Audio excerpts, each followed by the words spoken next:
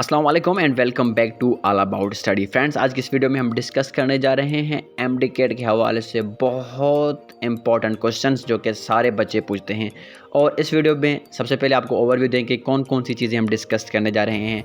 सबसे पहले ये क्वेश्चन है कि a day before exam what we have to do, and second question है how to attempt MDCAT, third question है how to secure maximum marks, and final question है how to answer the questions. ये जो questions हैं इनको हम detail से discuss करेंगे इंशाल्लाह। ये जो क्वेश्चन है आपको एमडीकेट को क्रैक करने में बहुत हेल्प करेंगे। अगर आपने इस वीडियो को कम्प्लीटली देख लिया तो इंशाल्लाह आप जो है एग्ज़ाम के दिन परेशान नहीं होंगे। आप इजीली एमडीकेट को जो है वो क्रैश कर सकते हैं विदाउट एनी टेंशन। ओके, सबसे पहले बढ़ते हैं हम अपने फर्स्ट क्वेश्चन की तरफ। तो फ्रेंड्स, क्वेश्चन की तरफ बढ़ने से पहले आपसे एक छोटी सी रिक्वेस्ट करेंगे कि अगर आपने अभी तक हमारे इस चैनल को सब्सक्राइब नहीं किया तो काइंडली इसको सब्सक्राइब करें और साथ ही साथ बेल आइकन को भी प्रेस कर दें और हमारे वीडियो को लाइक कर दें। यार, लाइक तो बनता है, इतनी मेहनत करते हैं आपके लिए। पहले बढ़ते हैं फर्स्ट क्वेश्चन की तरफ। वो ये है कि a day before exam what we have to do. तो देखें, आपने पूरे 2 साल या 3 साल आपने स्टडी की, जो भी आपने स्टडी की जस्ट डन। अब आपने नहीं पढ़ना, क्योंकि जब आप उस दिन आगे बैठ के पढ़ेंगे एमडीकेट से एक दिन पहले तो आपके माइंड सेट में बहुत ऐसी जो है चीज़ें आएंगी जो कि आपको मिसगाइड करेंगे। यानी कि यार फ़लाँ टॉपिक जो है वो मैंने नहीं पढ़ा, वो क्लियर नहीं है, सिलेबस में है, और फ़लाँ चैप्टर मेरा सही से क्लियर नहीं है। देखो, जो हो गया सो हो गया। अब आपने इस चीज़ पे प्रेशराइज नहीं करना। यानी आप उस चीज़ को भी यानी कि अपने माइंड में लाए ना कि आपने 95% सिलेबस को कवर कर लिया, यानी आपने नहीं भी पढ़ा, चलो ठीक है। तो अभी आप टेंशन लेके क्या करेंगे लास्ट दिन में, तो जो है वो आप अपनी माइंड सेट को जो है आप डिस्टर्ब कर देंगे। तो इसलिए मैं आपको यही सजेस्ट करूंगा कि आपने डे बिफोर एग्ज़ाम आपने स्टडी नहीं करनी, जस्ट आपने रिलैक्स रहना है। उस दिन आपने जो है अपनी नींद पूरी करनी है। जब आपकी नींद पूरी होगी तो आपका जो ब्रेन एक्टिविटी है वो इंक्रीज़ होगा। जब आपकी ब्रेन की एक्टिविटी इंक्रीज़ होगी तो आप बहुत से अच्छे परफॉर्म कर सकते हैं, ठीक है। यानी कि अगर आपकी जो नींद पूरी होगी तो आपकी जो मेमोरी रिकॉल है वो बहुत एक्टिव होगा। जब मेमोरी रिकॉल एक्टिव होगा तो आप जो है वो चीज़ें जो कि आपने 1 साल 2 साल पहले पढ़ी थी वो चीज़ें भी आपकी रिकॉल हो सकती हैं, ठीक है। यानी कि होती भी हैं, ऐसे भी है। उसके बाद सेकंड क्वेश्चन है हाउ टू अटेम्प्ट एमडीकेट। तो ये बच्चे जो है वो बहुत सारे बच्चे सवाल कर रहे हैं हाउ टू अटेम्प्ट एमडीकेट। तो सबसे पहले जैसे ही यानी कि सबसे पहले आपके पास क्वेश्चन पेपर नहीं आता, सबसे पहले आपके पास एक आंसर शीट आपको देते हैं। तो आंसर शीट को आपने सबसे पहले केयरफुली रीड करना होता है। आप अपने स्क्रीन भी देख सकते हैं कि इस तरह से OMR शीट जो है वो आंसर शीट होता है। तो उस आंसर शीट पे जो है आपने अपने आंसर फिल करने होते हैं। तो आपने यानी कि बहुत केयरफुली इसको फिल करना होता है। सबसे पहले आप यानी कि डे बिफोर एग्ज़ाम आपकी प्रैक्टिस होनी चाहिए। आप डे बिफोर एग्ज़ाम की जो है वो स्टडी ना करें, OMR शीट लेकर आप जो है प्रैक्टिस करें। अगर आपको ये OMR शीट चाहिए तो आप कमेंट सेक्शन में बताएं, हम आपको भेज देंगे। यहाँ लिंक भी आपके पास होगा, आप उस लिंक पे क्लिक करेंगे, आपके पास वो आप इसको अवेल कर सकते हैं, ठीक है। तो आप इस OMR शीट में देख सकते हैं, सबसे पहले आपने जो है अपना नाम वगैरह लिखना होता है। जो भी डिटेल इन्फॉर्मेशन आपसे वो पूछेंगे आपने वही फिल करना है। और उसके बाद रोल नंबर जो है आपने केयरफुली फिल करना है। इसमें जो है वो एक रोल नंबर का भी बॉक्स होता है, रोल नंबर कह लें या सीट नंबर कह लें, तो उसका भी ऑप्शन होता है। अगर आपका रोल नंबर फॉर एग्जांपल 786110 है तो आपने जो है 7 जो है उस कॉलम के 7 में ही फिल करना है। तो आप अपनी स्क्रीन पर भी देख सकते हैं कि एक सैंपल मैंने फिल किया हुआ है, ठीक है। उसके बाद जो है आपने जैसे ही इस आंसर शीट को फिल कर लेते हैं, उसके बाद 10 मिनट के बाद आपको क्वेश्चन बैंक यानी कि क्वेश्चन बुकलेट दिया जाता है, ठीक है। तो उस क्वेश्चन बुकलेट आपके पास जो है वो सील हुई होती है, ठीक है। अगर सील हुई नहीं होती तो आप जो है वो उसको इन्विजिलेटर को कंप्लेन करेंगे ये क्वेश्चन बुकलेट जो है हमारा वो ओपन है, यानी कि कहीं पहले इस्तेमाल हुआ है, तो वो काइंडली आप एक्सचेंज कर लें तो बेहतर रहेगा। उसके बाद क्वेश्चन बुकलेट जो है होते हैं वो या तो उसमें सेक्शन होते हैं या तो उसमें डिफरेंट कलर होते हैं, क्योंकि वो चीटिंग को कम करने के लिए वो जो है ये तरीका इस्तेमाल करते हैं। किसी के पास ABCDEF यानी कि ऐसे कुछ सेक्शन होते हैं, यहाँ डिफरेंट कलर होते हैं। तकरीबन एमडीकेट में जो है वो कलर यूज़ होते हैं white, blue, green, yellow, pink, ठीक है। इस तरह से कुछ कलर होते हैं वो जो है डिफरेंट स्टूडेंट को दिए जाते हैं। तो सबसे पहले आपने चेक करना है कि आपके पास कौन सा बुकलेट है, यानी कि ब्लू है, ग्रीन है, जो भी है, आपने उस बुकलेट का कलर जो है वो आंसर शीट में, OMR आंसर शीट में उसको फिल करना है। ठीक है, जैसे ही आप फिल कर लिया उसके बाद जो है आपने उसको ओपन करना है। तो सबसे पहले आपका यही टारगेट होना चाहिए कि सबसे पहले आप एनालाइज करें आपका जो है फेवरेट सब्जेक्ट कौन सा है, यानी कि वो कौन सा सब्जेक्ट है जो आपको सबसे ईजी लगता है और उसके MCQs करने में आपको जो है वो कॉन्फिडेंस फील होता है और आप जो है वो बड़ा अच्छा फील करते हैं, यानी कि आपको वो ईजी लगता है। उससे करने का क्या फ़ायदा होगा कि आपकी जो है वो कॉन्फिडेंस लेवल इंक्रीज होती जाएगी, यानी कि यार देखो ये MCQs ईजी है, बहुत MDCAT ईजी है, तो उसको करने से आपका जो है वो कॉन्फिडेंस लेवल इंक्रीज़ होगा। जैसे ही आपका कॉन्फिडेंस लेवल इंक्रीज़ होगा तो ऐसे क्वेश्चन आपको जो नहीं आ रहे वो भी आप इजीली अटैम्प्ट कर देंगे। अगर आपका कॉन्फिडेंस लूज़ हो गया तो ऐसे इजी क्वेश्चन भी आप छोड़ कर आएंगे जो आपको फिंगर टिप्स पर आपको आते होंगे, क्योंकि प्रेशर में आपका ब्रेन काम नहीं करता तो आप जो है वो डिसीजन नहीं ले सकते, तो इसलिए आप जो है उधर बेड परफॉर्मेंस करके आते हैं। तो बहुत से एग्जाम्पल आपने अपनी लाइफ में देखे होंगे कि टॉपर जो है होते हैं क्लास के, वो कभी कभी कम स्कोर करके आते हैं, जो मिडिल क्लास स्टूडेंट होते हैं वो हाई स्कोर करके आते हैं। मेन चीज़ जो है वो कॉन्फिडेंस को मेंटेन करना। मैं आपको यही सजेस्ट करता हूँ कि आप अपनी कॉन्फिडेंस को मेंटेन रखें। आपको अगर कुछ भी नहीं आ रहा तो आप MDCAT में जाकर इस तरह से बैठें कि सारा कुछ आप ही को आ रहा है। आप ये जहन में नहीं लाएं कि फ़लाँ टॉपिक में नहीं पढ़ा, फ़लाँ चैप्टर में नहीं पढ़ा, फ़लाँ में नहीं किया। आप इन सारी चीज़ों को छोड़ दें। यार अगर आप सोचें, थोड़ा कॉमन सेंस यूज़ करें कि अगर आप ऐसे सोचेंगे, क्या वो दिन आपके वापस आएंगे? क्या 2 साल आपको वापस मिलेंगे? कुछ नहीं होगा। आप अपने टाइम को वेस्ट करेंगे। क्या होगा? आप बेड परफॉर्म करके आएंगे। तो मैं आपको यही सजेस्ट करता हूँ कि आप अपने कॉन्फिडेंस लेवल को मेंटेन करके रखें। अगर आपका कॉन्फिडेंस लेवल मेंटेन होगा तो आपका टेम्पो अच्छा होगा, आप बड़ा अच्छा परफॉर्म करके आएंगे। आप जो है इस वीडियो को कंप्लीट देखें, फुल गाइडेंस आपको मिल जाएगी।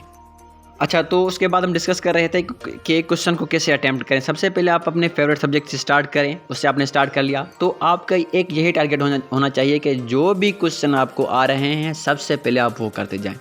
अगर 200 में से आपको यानी कि 10 भी क्वेश्चन आ रहे हैं ना, तो सबसे पहले वो 10 क्वेश्चन करें। ठीक है, ये आप अपनी माइंडसेट बना लें। जो भी इजी क्वेश्चन है ना, सबसे पहले वो करते जाएं। इससे ये होगा कि आपका जो है वो कॉन्फिडेंस लेवल बढ़ेगा, यार यानी कि ये क्वेश्चन मैंने कर लिए हैं, और इससे जो है आप जो है एक रिदम में आ जाएंगे, क्वेश्चन को अटेम्प्ट करने में एक रिदम में आ जाएंगे। सपोज आप जो है वो फर्स्ट क्वेश्चन कर रहे हैं, आपने अगर फर्स्ट क्वेश्चन कर लिया, आपको सेकंड नहीं आ रहा, छोड़ दे। थर्ड नहीं आ रहा, छोड़ दे। फोर्थ नहीं आ रहा, छोड़ दे। फिफ्थ नहीं आ रहा, छोड़ दे। सिक्स्थ नहीं आ रहा, छोड़ दे। यानी कि ऐसे करके आप उन क्वेश्चन की तरफ मूव करें जो कि आपको आते हैं। ठीक है, यानी कि फर्स्ट जो आपका पार्ट है, आपने वो क्वेश्चन करने हैं जो कि आपको 100% आते हैं। आपने फर्स्ट पार्ट में वो सारे क्वेश्चन कर लिए, यानी कि 200 में से 30 ऐसे क्वेश्चन हैं जो कि आपको 100% आते हैं। चलो, आपने वो 30 क्वेश्चन कर दिए।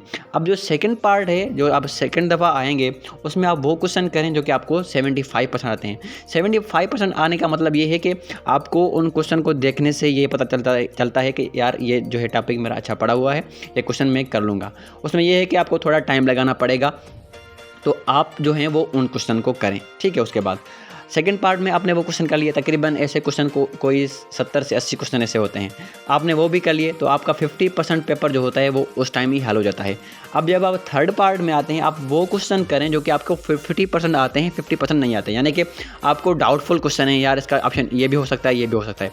तो आप सबसे पहले उसमें ये एनालाइज करें, यानी कि अगर 4 ऑप्शन है ना, तो आप देखें कि यार ये 2 ऑप्शन तो नहीं हो सकते। सपोज़ A भी नहीं हो सकता, B भी नहीं हो सकता। अब आपने डिसाइड करना है ऑप्शन C और D पे। ऐसे करके आप वो क्वेश्चन भी करते हैं, यानी कि इस तरह से आपके वो क्वेश्चन भी पार्ट 3 में कंप्लीट हो जाते हैं। तो आपका यानी कि 30 से 40 क्वेश्चन इधर भी चले जाते हैं। बाकी आपके पास कितने बचते हैं, यानी कि 60 क्वेश्चन आपके पास बचते हैं। उनमें से कुछ ऐसे भी होंगे जो कि आपको 25% आते होंगे। ठीक है, आप वो करें, यानी कि आपको लगता होगा यार फलाना जो है वो A ऑप्शन इसका नहीं हो सकता, B भी हो सकता है, C भी हो सकता है, D भी हो सकता है। तो आप इन तीनों में से देखें कि कौन सा ऑप्शन होगा, क्योंकि ऐसे भी क्वेश्चन होते हैं। तो जो है फोर्थ अटैम्प्ट या फोर्थ पार्ट में आप वो क्वेश्चन करें जो कि आपको 25% आते हैं। कुछ ऐसे क्वेश्चन होते हैं, यानी कि तकरीबन आप कह लेंगे 20 से 30 क्वेश्चन ऐसे भी होते हैं। उसके बाद आप मूव कर जाएं उन क्वेश्चन पे जो कि आपको नील बटा नील, यानी कि 0% आपको आते हैं। वो ऐसे क्वेश्चन जो कि आप यानी कि अंदाज़ा लगा सकते हैं, यार ये तो मुझे आता ही नहीं, मैं इसको कर ही नहीं पाऊँगा। तो लास्ट में उस क्वेश्चन पे आ जाएं। ऐसे जो है वो डिफरेंट कैटेगरी के स्टूडेंट होते हैं, यानी कि जो टॉपर, यानी कि जो अपनी कॉन्फिडेंस को मेंटेन कर पाते हैं, उनके पास यानी कि रिमेनिंग 10 से 20 क्वेश्चन जो है मैक्सिमम इतने होते हैं जो कि उनको नहीं आ रहे होते, ठीक है, डिफ़िकल्ट लेवल के क्वेश्चन उनके पास होते हैं। बाकी डिफरेंट स्टूडेंट के पास डिफरेंट यानी कि अमाउंट ऑफ MCQs होते हैं जो कि उनको नहीं याद है। तो उनको कैसे करना है, तो सबसे पहले आप इन 4 ऑप्शन को देखें। सबसे पहले आपने क्वेश्चन तो रीड कर लिया होगा ना, उसके बाद आप देखें 4 ऑप्शन आपके पास हैं। तो कुछ 4 ऑप्शनों में से कुछ ऐसा ऑप्शन होगा जो कि आपको लग रहा होगा, फर्स्ट टाइम देखने में लग रहा होगा कि ये ऑप्शन हो सकता है, तो आप जो है वो बिना किसी हिचकिचाहट के आप उस ऑप्शन को क्लिक कर दें। पता है क्यों? जब आपकी मेमोरी फर्स्ट टाइम जो रिकॉल होती है ना, वही आपका जो है वो फर्स्ट जो चॉइस है वही सही होता है। आपने कभी कभार ऐसे भी यानी कि देखा हुआ अपनी लाइफ में, यार मेरा दिल कह रहा था कि ये ऑप्शन सही था, मगर फिर भी मैंने ये करके आया हूँ, क्योंकि आपकी जो फर्स्ट रिकॉल होती है वो करेक्ट होता है, ठीक है। आपकी जो मेमोरी होता है फर्स्ट रिकॉल वो सही होता है आपका, ठीक है। यानी कहने का मकसद ये है कि उन जो 0% वाले क्वेश्चन हैं जो जिसमें से आपका फर्स्ट रिकॉल आ रहा होता है, वही आप उस ऑप्शन पे जाएं, ठीक है। उसके बाद आपने जो है वो पूरा पेपर कर लिया, ठीक है। उसके बाद आप अपने पेपर को रीचेक करें। पेपर को रीचेक कैसे करें? OMR शीट को देखें, उसमें से यानी कि ऐसा भी कोई क्वेश्चन नहीं है जिसको आपने अटैम्प्ट नहीं किया। नेगेटिव मार्क्स तो है ही नहीं ना। आप क्या करें, जो भी यानी कि रिमेनिंग बचते हैं क्वेश्चन, आप उनको सॉल्व करें। एक बात आप जो है वो उसका बहुत ध्यान रखें कि जब आप क्वेश्चन नंबर 11 कर रहे हैं और क्वेश्चन नंबर 12 आपको नहीं आ रहा, तो आप 12 को स्किप कर रहे हैं, तो उस क्वेश्चन को आप अपने आंसर शीट में भी स्किप करें। बहुत से बच्चे क्या करते हैं, 11 कर लिया, 12 को स्किप किया क्वेश्चन बैंक में, और 13 जो है वो रीड कर रहे हैं क्वेश्चन बैंक में से। उस 13 का जो आंसर जो है वो आंसर शीट में वो क्वेश्चन नंबर 12 पे लिखते हैं। तो आपने ऐसा हरगिज़ नहीं करना, आपने इस चीज़ का बहुत ख्याल करना है। और इस चीज़ को बचने के लिए आप जो है लास्ट दिन पे अपने OMR शीट पे प्रैक्टिस जो है वो अच्छी रखें। अगर आपको OMR शीट चाहिए तो जो है आप हमसे कांटेक्ट करें, या फेसबुक पे हमारा है पेज, आप जो है उधर से भी पूछ सकते हैं, या कमेंट सेक्शन में पूछें, हम आपको बता देंगे, आपको सेंड कर देंगे। या मैं कोशिश करता हूँ कि इसका जो लिंक जो है वो मैं डिस्क्रिप्शन में डाल देता हूँ, आप डिस्क्रिप्शन में जाके इसको डाउनलोड कर सकते हैं। और इन द एंड मैं आपको यही सजेस्ट करूंगा कि अपने कॉन्फिडेंस लेवल को मेंटेन करें, because tension kills the confidence. आपने टेंशन हरगिज़ नहीं लेना। यार क्या होगा, यानी कि मैक्सिमम क्या हो सकता है, आप जो है फेल हो सकते हैं ना, डजेंट मैटर। फेलोर से बंदा बहुत सी चीज़ें सीखता है। यानी कि ये आप सोचे ही नहीं कि हम फेल होंगे, कम स्कोर करेंगे। जब आपने ये सोच लिया ना, अपने माइंड सेट में बना लिया, यार मेरे कम स्कोर आएंगे, मैं फेल होऊंगा, तो आप पास कर ही नहीं सकते। जैसा आपका माइंड सेट होगा वैसे ही आपको रिस्पॉन्स आएंगे। आप कितना भी अच्छा पढ़ के जाएं, अगर आपका कॉन्फिडेंस लेवल मेंटेन नहीं होता, तो सवाल ही पैदा नहीं है कि आप MD-CAT को अच्छा स्कोर करके आएँ।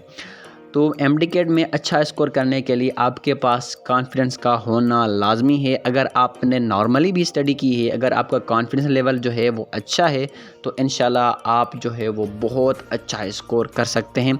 यह मैं आपको आज लिख के देता हूँ। बहुत से ऐसे बच्चे होंगे जो कि नॉर्मली स्टडी करते होंगे, आपके नज़र में वो नॉर्मल स्टूडेंट होंगे, उनका कॉन्फिडेंस लेवल जो है वो बहुत अच्छा होता है, वही MD-CAT में अच्छा स्कोर करते हैं। अगर आप भी उन नॉर्मल स्टूडेंट में हैं, अपने कॉन्फिडेंस को मेंटेन करते हैं, अगर आप भी अच्छा स्कोर करके आते हैं, तो कमेंट सेक्शन में आके बताना कि सर आपने सही कहा था। तो आज की इस वीडियो में आपको यही गाइड करना था। अगर आपको ये वीडियो पसंद आया, जिसको लाजमी लाइक करें, और वो कहते हैं ना, अच्छाई करो अच्छाई पाओ, तो आप जो है इस वीडियो को अपने तमाम दोस्तों तक शेयर करो जो MD-CAT देने जा रहे हैं। अगर आप किसी और की भलाई का सोचोगे तो आपके साथ ही भलाई होगा, ठीक है। तो टेक केयर फ्रेंड्स, अल्लाह हाफिज़।